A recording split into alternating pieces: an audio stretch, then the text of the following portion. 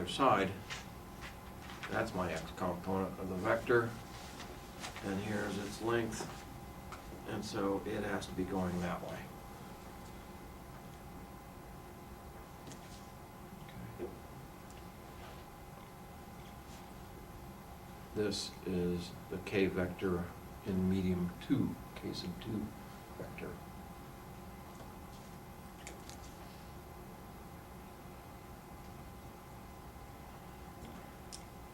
And this distance here is case of x.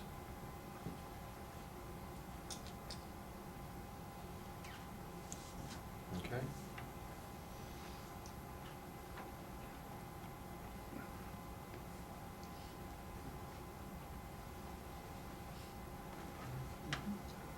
Questions? Okay, so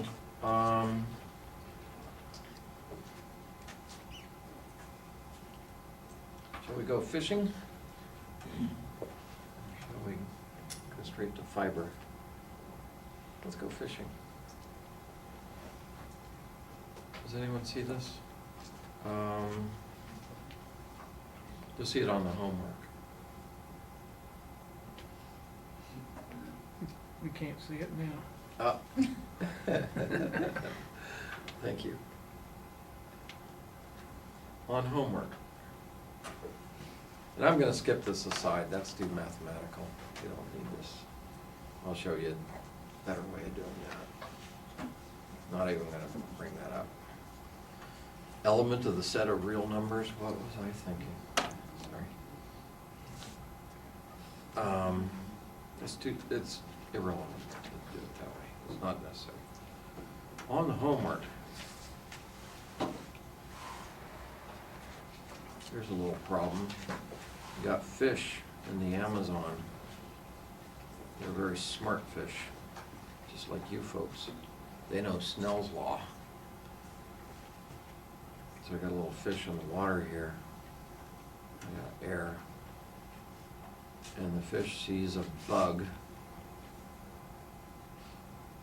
And it, bugs on some little overhanging branch on a tree, and the fish squirts the stream of water to hit the bug, so it falls off the tree, falls down into the water, and the fish can have lunch. So according to Snell's law, should the fish aim where it sees the bug, or should it aim a little high or a little low? See, that's a meatier problem than saying Lower? low. Lower? Okay. I don't see it yet, but I'll accept that. You're a lot quicker than I am. There's going to be two little stars that I want to draw. One is where I think I see it, and the other is where it really is. So let me take the bug out for a little bit. This is the way I saw it was easier to try to solve it.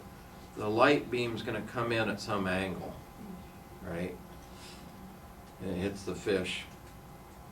A fish who doesn't know Snell's law is going to think it's there.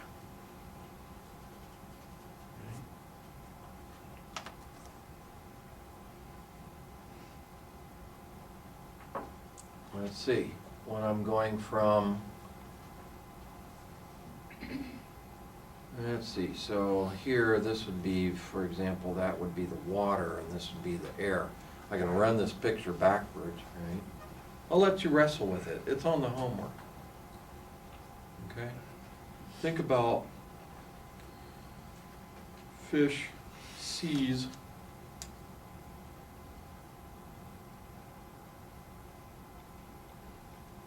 thinks it's here.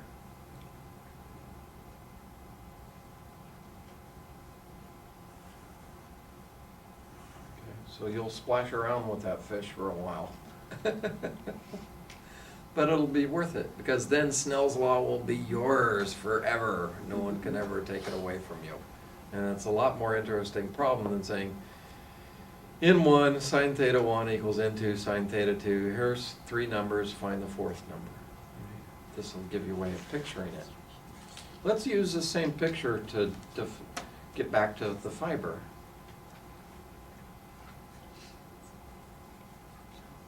Happy splashing.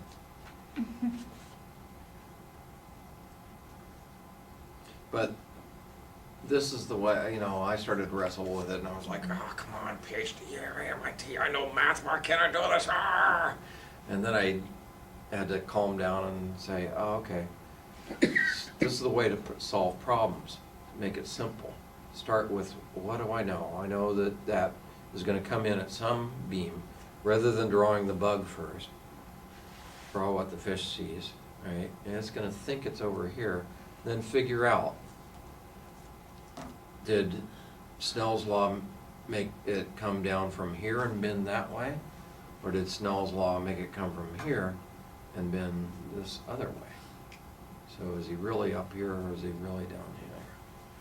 Okay. Problem solving. All right, that's good for you. Let's do this. Critical angle. Go back to this picture. This could be glass, this could be air. So if I come down at theta 1 equals 0, then there is no x component, and there can't be any x component on the other side. So this angle, let's give it a name. Let's go back up here and give this one a name. We said our theta angle is in reference to this line here, so this will be theta 2.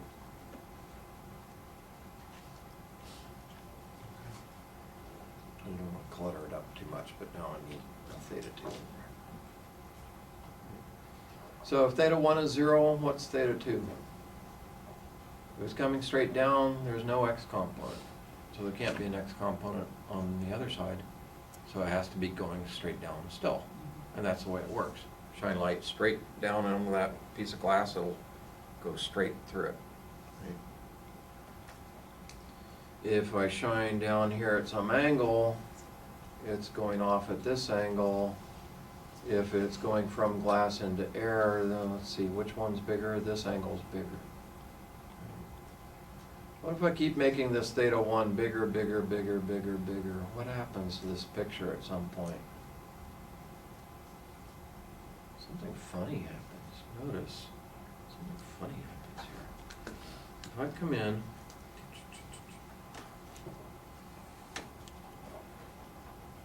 there's my interface.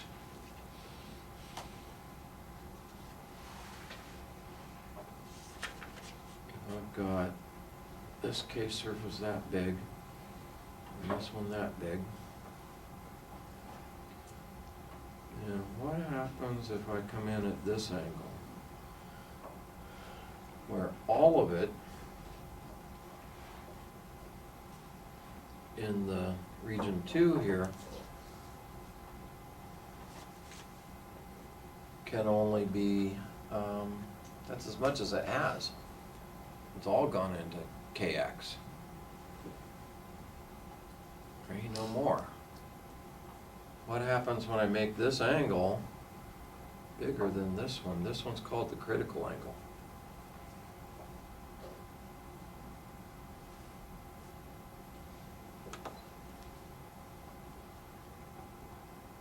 Nobody says I can't have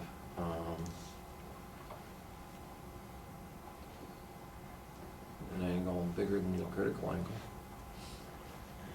Call it theta 1 if you like.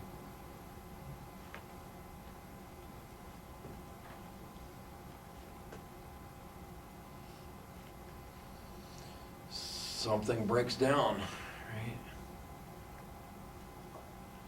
I'll get reflection,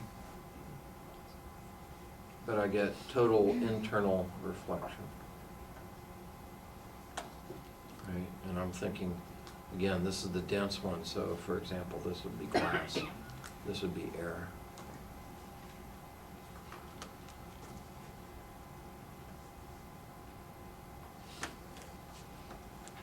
So, if I'm at an angle bigger than the critical angle, there can't be anything transmitted.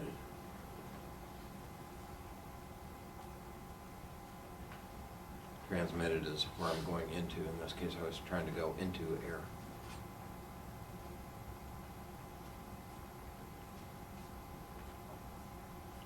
TIR stands for total internal reflection.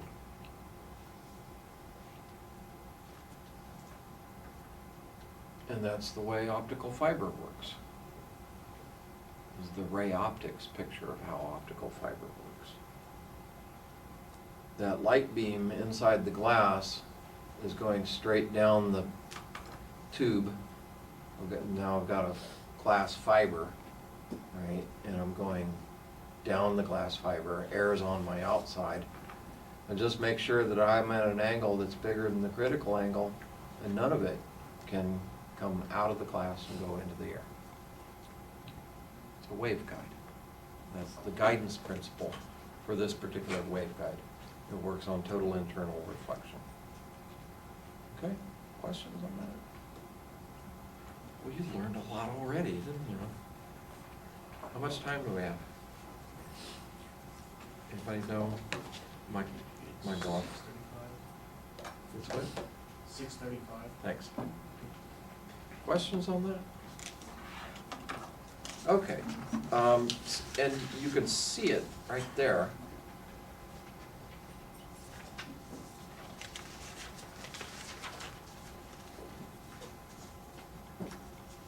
I'm gonna skip a page in your pre-lecture notes.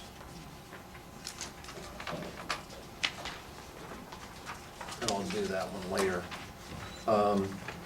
It says Tuesday, Thursday, but we do not meet here on Thursdays, as most of you know, right? I record one from campus roughly once a week that gets put up to where you can see it. But I like to come here once a week on Tuesdays, so we have a live interaction. So I'm gonna do this one later. Because I want to stay back, keep your focus on that critical angle.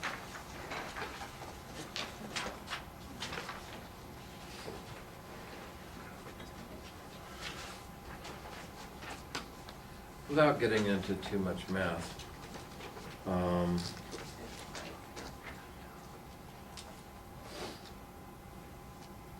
but there's more to it than that, of course.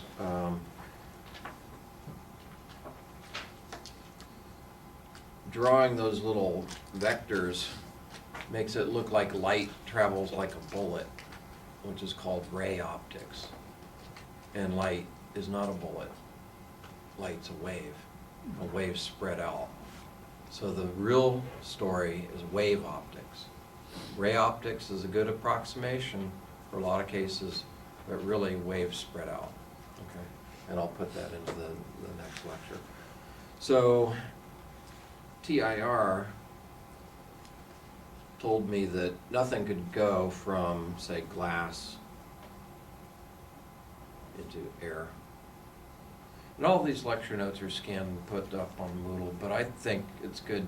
Most of us, we have a hand-to-brain thing that needs to get burned in, and sometimes you want to scribble down something that might not be there. I think it works. So here's my interface, and I'm coming in at an angle greater than the critical angle. So I'll have total internal reflection. Nothing goes out into the air.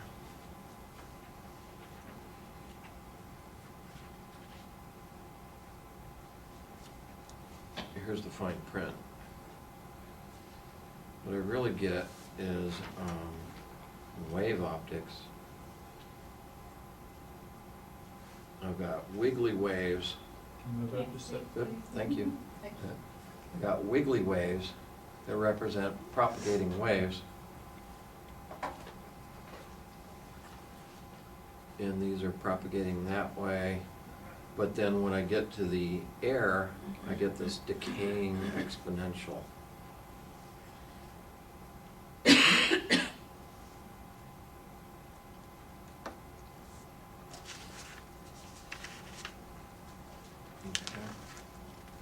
I hate to do so much math right at the start. Yeah, we're gonna do that later. So there is some of that field, and then, you know, I might get wiggly waves bouncing back out of the reflection. But there is part of the field that does actually penetrate into the air, but it doesn't propagate, it doesn't send any energy, there's nothing really going out. There's nothing being leaked outside of the fiber. But there is a field there, and if I'm sneaky enough, I can tap into that. And that's how I can tap into your optical fiber. If there wasn't any cladding around the core to keep me from doing that. So let's, this will make more sense here in a moment. Let's turn this into a slab waveguide, which is more like a fiber. Except now I have glass in the middle, and air on the outside, and air on the other side.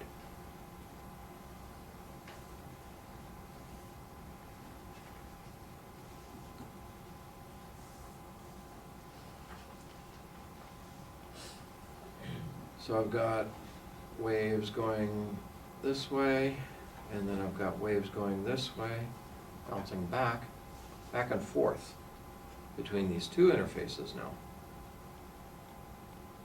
Right?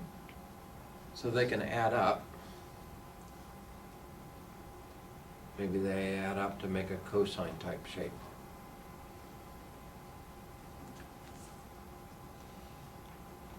It's easier to show with the math, but it'd take a few years to teach you the math. So I'm going to do it this way. I'm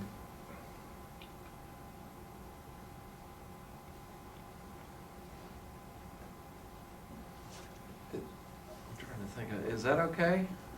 You buy that? These are called standing waves. And it happens in cable too.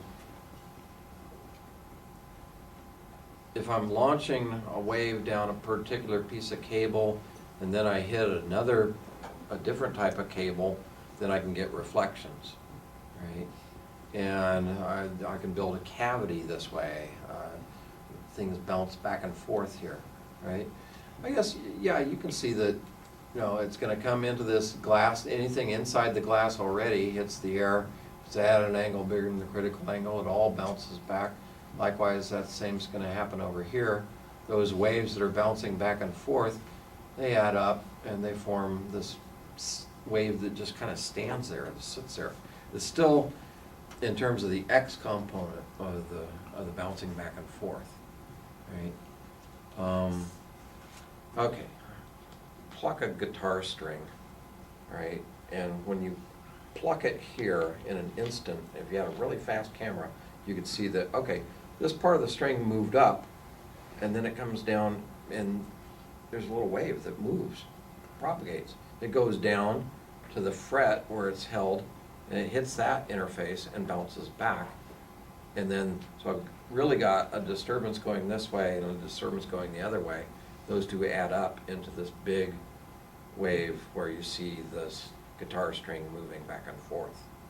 I can write that as a superposition of two traveling waves, creating the standing wave. Cool, great. On the outside though, there is this thing that you'll see in the next lecture, the details of that, where it's not exactly zero here, it decays down exponentially. There's a little piece that comes down. It just kind of looks, you can see that that's going to be gentler. Physics is gentle. Nature is gentle. Maxwell's equations say that the field has to be continuous at an interface, and its slope, its derivative, has to be continuous at that interface. So it gently curves down like that. Doesn't just abruptly stop at 0. Okay. This is called a mode, and this part might look like a cosine. Maybe the middle part of the cosine function. Whereas this is a decaying exponential. Decaying exponential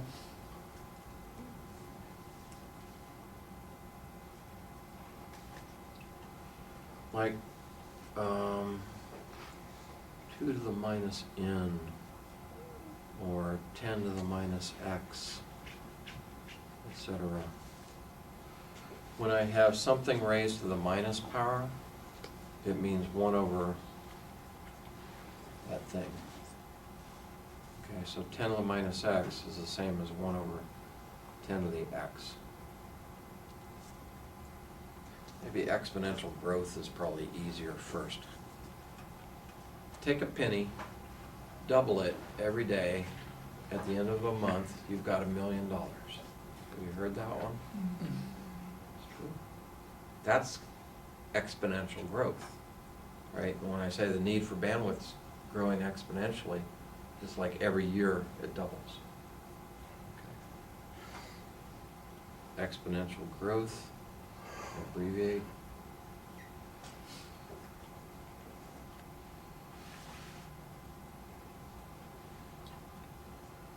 Take a penny and double it. Double 1 to 2. Oops. Every day, every tick mark. Okay. So this is height 1. This now is height 2. Next day you double that. It's height 4. Twice that. Double that. 8.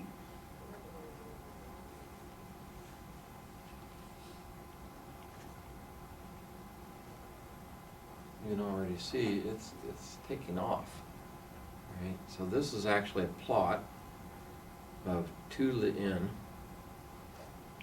In here is 0, 1, 2, 3, etc. In here is the day, the number of the day, right? 2 to the 3 is 8.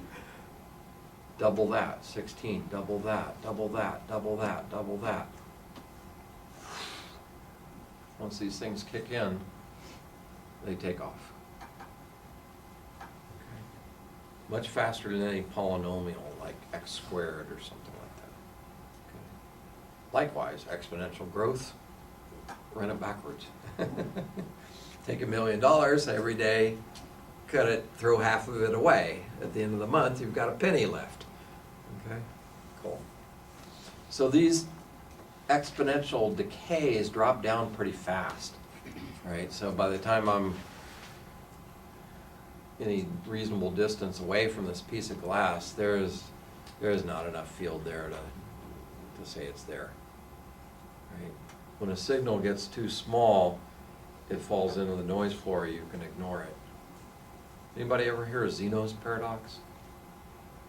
He said, Zeno was an ancient Greek, and he said, well, I'm going to walk towards that wall, and every day, I'm going to go half the distance to the wall. Half, another half, another half. That's exponential growth, right? That distance is decaying. But he said, but I never get there. Well, yeah, but my feet are at points, and as soon as my foot hits the wall, I'm going to say I'm there, right? So likewise, when this is decayed down to something so tiny no one can measure it, I'm going to say it's gone, right? Even though mathematically it never goes to 0. In a practical sense, it's close enough to 0. It's gone, right? I can't tap into it anymore. But what if I tried to?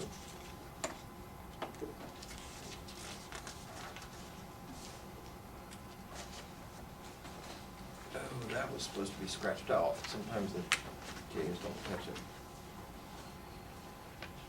Got any tunneling fans? We're not going to go It's mathematically the same as this quantum phenomenon known as tunneling, by which I can walk through walls. In the optics, that same math turns out to be called evanescent mode coupling, and it works like this. Say I have glass. This is my fiber. I have air on both sides.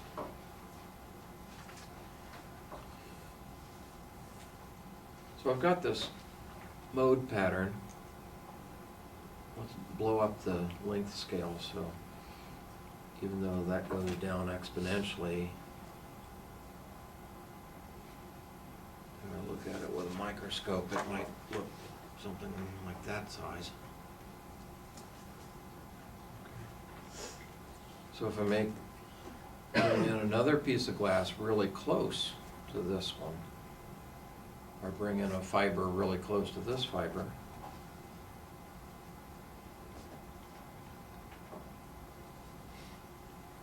then I have this thing called mode coupling. This decaying exponential is kind of a ghost field, and some people, well, they use the word evanescent because it's there, but nothing really comes out. So it's called evanescent, like a ghost field. But now, things are different. If there's enough to see it, to measure it, then I'll observe this. So I had this mode that was propagating down this piece of glass. And now, it's going to couple into this other piece of glass. Now that this field is in glass, things are different now. It doesn't have to decay exponentially. It can have wiggly waves. And so this can bounce back and forth.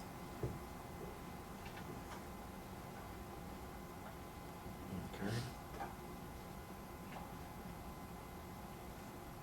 And in fact, let's go ahead and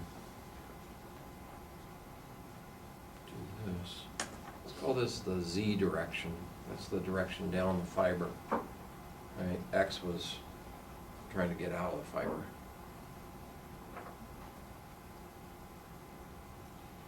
Let's call this amplitude of this mode is going to change as I go down the fiber, right? So I've got this much energy in this one, but I'm leaking somehow magically coupling through this air gap into the other fiber. Then when this energy goes down, this energy comes up. Right? So the height of this wave has to change. Likewise, let's call the amplitude of the wave in this waveguide number 2, it also changes in distance down the fiber as the two couple back and forth. Right? And the math is simple, so I'll do it graphically, give you the answer. You can see it, right? As a function of distance down the guide.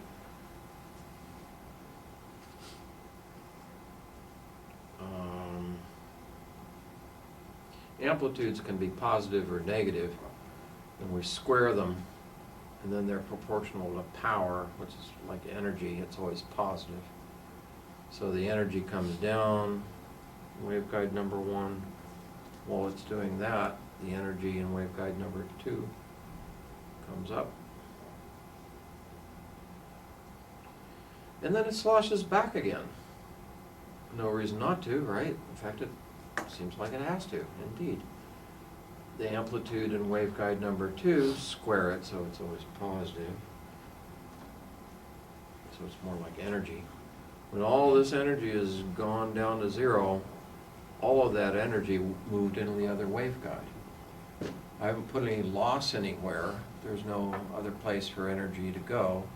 Nothing's flying out here. There are no more fibers to couple into. So energy has to be conserved. So really these two peaks are the same height.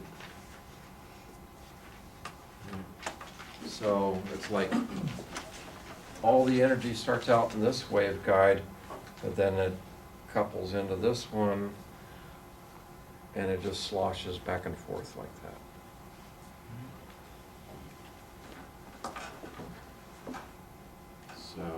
we keep going, then it's all gonna come back into the original one, at which point none of it is in waveguide number 2.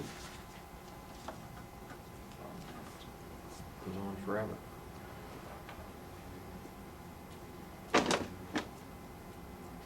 Okay.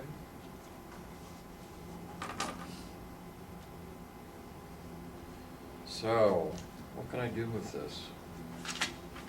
Well, a lot of times I want to prevent it, right? So what you do in real optical fiber bundles is you put a cladding around the inner piece of glass is called the core, and that's where you want the field to stay in there. Then you put some cheaper material, maybe another glass or plastic or something around it to keep the fiber in a bundle next to it from getting too close. Because you don't want phone calls on this fiber leaking into somebody else's fiber. It's a mess, right? So this can be a bad thing. So to prevent it, use cladding. Did I already type that up somewhere? Nope.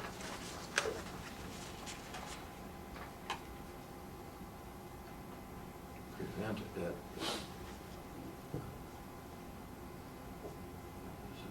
It's called cladding.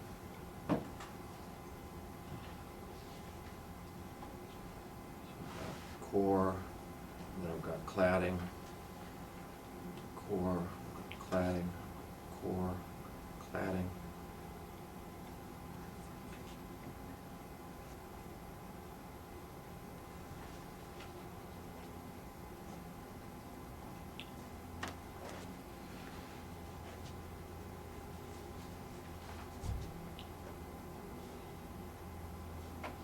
This cladding material prevents the core of these pieces of glass from getting too close to each other. Otherwise, there would be crosstalk due to the evanescent mode coupling. Okay. Another thing cladding gives you is a little more mechanical strength. The glass is very fragile, right? And then usually on top of the cladding, they put even more layers of stuff to give it more mechanical strength. And then around the whole bundle, you put even more plastic and rubber and whatnot to make the bundle flexible and not break things. Right? But you got to separate. The core is where the field is. That's where the light is, and you got to keep them from talking to each other. Everything that looks like a limitation, also, as far as I know, at least in terms of physics, we're not talking motions or people. Everything that looks like a problem can also be a blessing, right? How can I exploit this? How can I use this? This could be a good thing. Let's see. Oh, hey, I could send all my energy into one waveguide and then have it so that some of it comes out of both waveguides. I can make a splitter, right? I can run the thing backwards and make a combiner. Okay, so if, say I cut it, say I made this device this long, cut it right here at this distance.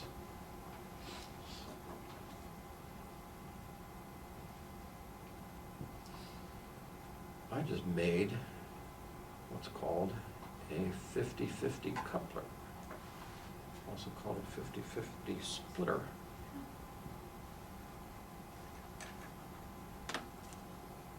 Coupler,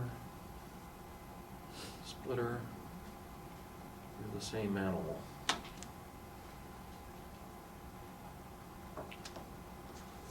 Dr. Shepard, Yeah. in practical application, what's the distance between, you show the air gap in your bigger picture, the practical distance that is that you're able to get that effect? The exact numbers would depend upon the indices and such, but roughly micron or so with typical materials. The air gap being a micron or less would give you some good coupling. It changes the period over which this sloshes back and forth. This distance over which it repeats is 1 over kappa. Kappa is the coupling constant, And kappa depends upon this distance of this air gap. So as make this smaller, smaller, smaller, there's more coupling, then this happens faster. But typically, something on the order of microns or smaller, which is easily manufactured. Now, the real couplers and splitters that you buy, they have this inside, that's what's going on, but it's probably it's in a planar waveguide, so you have a fiber port, you know, probably with all the nice fiber connectors on it, and ABC, FC/APC, whatever fiber connectors you want, but then it goes into a piece of probably lithium niobate as a good substrate, and then you've got these slab waveguides that are just kind of like I drew here. And then they start out separated, and it's integrated optics, and then it comes down and gets closer, closer, closer, and then it goes a certain distance, and now they're coupling. And then it, to split it off, then it spreads out, and then goes straight out, and then back in fiber again. But that tiniest little gap there is probably less than a micron. Okay. Good question, thank you. Any others? So, yeah, good point. The closer I bring these together, the more they're gonna couple, right? Because the more energy is gonna be there. And certainly in the limit, when I make that distance bigger, bigger, bigger, I have no coupling, or close enough to no coupling, right? I wanna prevent it. And if they couple stronger, it sloshes back and forth from one end to the other faster.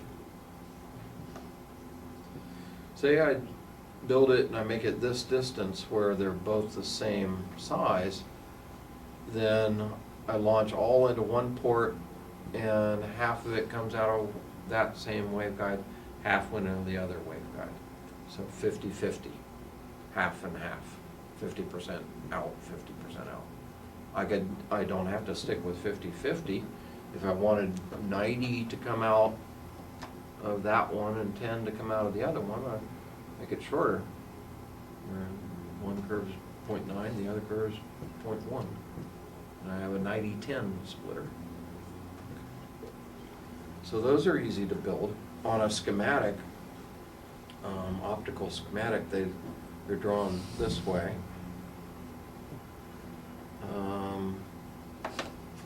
Say splitter. I always think of splitters first somehow. But a splitter,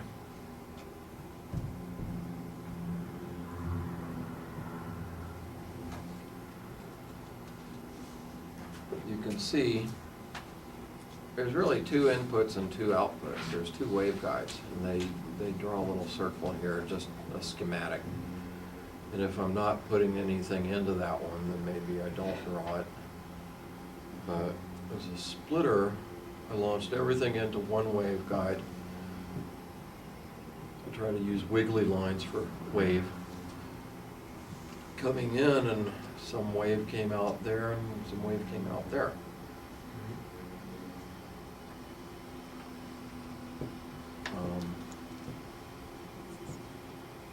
If someone says coupler, they're thinking of doing the same thing, but doing it kind of backwards. With a coupler or a combiner, again, there are two waveguides, but maybe I'm only using one output, so I'll dash the other one. I've got light coming in here, light coming in from this fiber, and then they're both being combined to go out that fiber. We have couplers and splitters and radio frequencies and microwaves and lower frequency mini circuit cells, little couplers and splitters. Copper too? Yeah. And so for cable,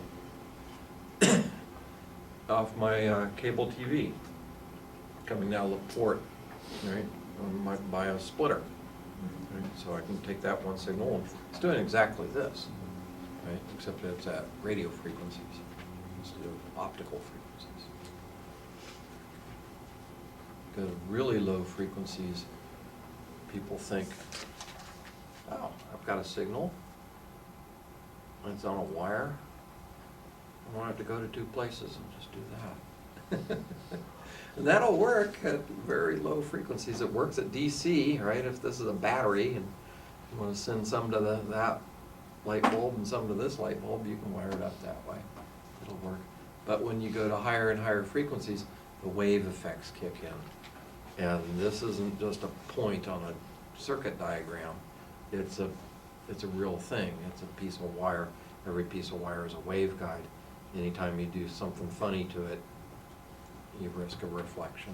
All these wave effects come in. So when you go to high frequencies, people say, no, I need something better than a wire. That's why you have to buy an actual box called a splitter, a little device, right? They come in optical colors too. Good, excellent. Any others? Is it close enough to quit in time? Can we see that last part of that drawing, please, on the very bottom? The very Sure. bottom? Which? The part you just drew, showing electricity splitting. Oh, We didn't see it on the Okay. camera. all right. I'll do it over here and I'll call it on the side.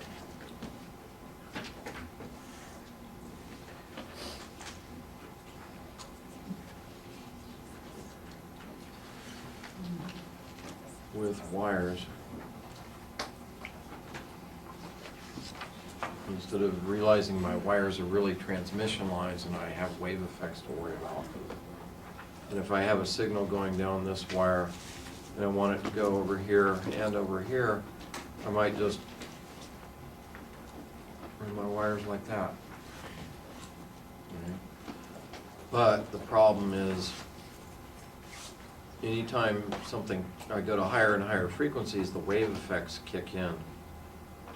And a wire is not just a point on a circuit diagram, it's a transmission line. And if I have these impedances not matched, it's just like going from air into glass. I get reflections in general. So I get a reflection back off of that junction there. You could try that with your cable TV. Don't throw away your splitter, because you'll probably find it doesn't work too good to just replace it with wires. You'll get reflections if it's not designed right. That's why you have to buy the little reflections. So let me also put in that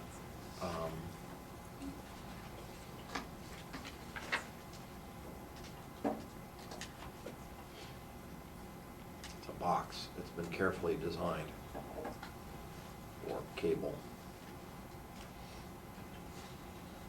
TV has high enough frequencies in it to where wires isn't gonna cut it. But if that was low frequency, wire would do. How do I know when I need to worry about wave effects and when I don't? Do you know? Did I go over that in the wireless class? Did you take the wireless? Who's taken the wireless class? Did I talk about when wave effects kick in? Beach at Maui, ring a bell? Yeah. Okay. I guess that's worth doing in this one too. What time is it? 7:07. Okay, well, I'm a little over, but while we're on the subject, let's go ahead and do that. This is the end of that aside, but when was this, well, since it came up, wave effects.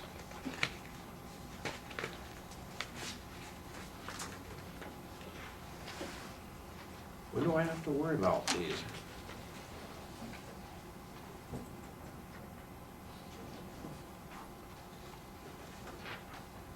This is not an aside.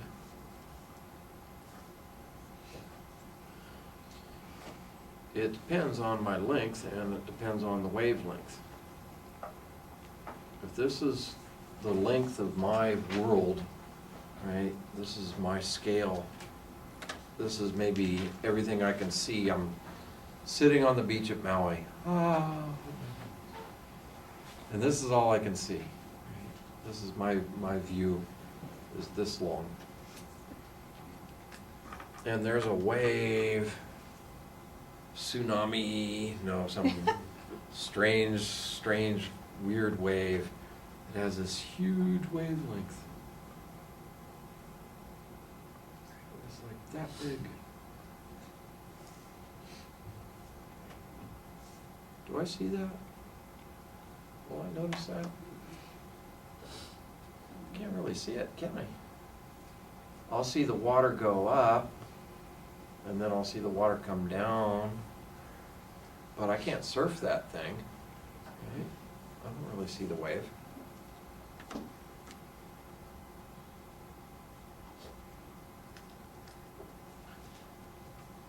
wave. So likewise, if the length of my wire, when I try to build my own splitter for my cable TV, is this long, and I'm dealing with low frequencies that have a wavelength that's, this means much, much smaller than. Thank you. Much, much smaller than. If my length of my wires is much, much smaller than the wavelength I care about, wires will work just fine. There aren't any wave effects to worry about. I won't get any noticeable reflection. Right? If this is an Ethernet, and it's this long, and I'm gonna switch from one type of cable to another type of cable, if that's my situation, I don't have to worry about what cable. I'm not gonna get reflections. There's no wave effects to worry about. Only works for very low frequency. Frequency goes down, wavelength goes big. Right? Frequency times wavelength is some number, velocity. But you could have latency loss. Yeah, latency refers to the delay in propagating from here to there. Yes, good point, excellent. Yeah. That's another issue. But I can be sloppy about my cabling if I'm in this situation because there aren't any wave effects to worry about. Right? But when I go to higher frequencies, if my situation looks like this, We can't see it. if I go to higher frequencies, then say this is the length, this is my field of view on my beach in Maui, and the wavelengths are like that.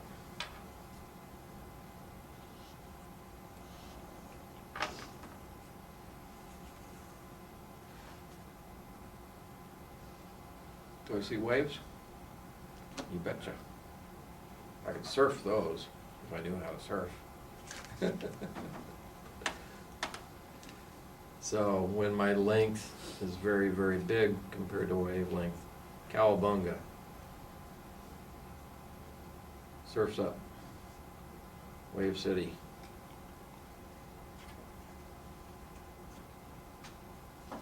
Can you deal with that? Someone complained once when I did that. What does that mean? I see waves. I have to worry about waves. Right? If I can see the waves, I have to worry about it. So if this is the length of my wire, and this is the wavelength associated with my cable TV signal, I better design it right. I've got wave effects to worry about. I can get reflections. My wires are now antennas as well as transmission lines. I need an electrical engineer or somebody who knows how to deal with waves. Likewise, if this is cabling in a network, and maybe this is my cabling in a network, and we're running really slow, very low frequencies, so very big or long wavelengths. It worked just fine, but now you crank it up and you put in new computers, everything's running faster, I'm at higher frequency, shorter wavelength. Now I have to worry about waves. Cool, excellent. I think we should close on that note. Thank you all for coming. Glad you're here. Thank See you next time.